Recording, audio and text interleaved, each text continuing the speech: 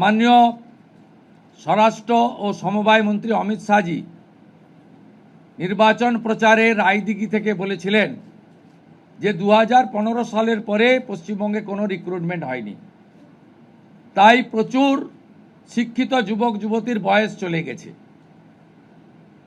5 বছর এক্সটেনশন মানে আবেদনের বয়সের ঊর্ধ্বসীমা ক্যাবিনেট মঞ্জুর করলো, এটাও আজকে আমরা করলাম।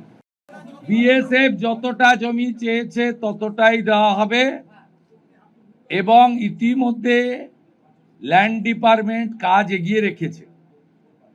আগের সরকারের অনিচ্ছাতে বিশেষ ভোটারদের বাঁচানোর জন্য,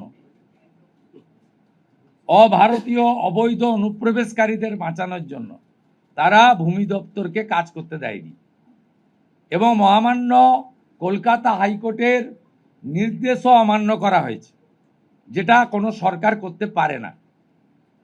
আমরা ল্যান্ড ডিপার্টমেন্টকে আজ থেকেই রেডি থাকা জমি হস্তান্তর করতে শুরু করেছি।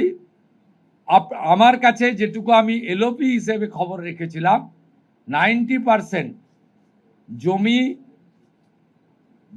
আপনার land department government of West Bengal transfer করতে পারে।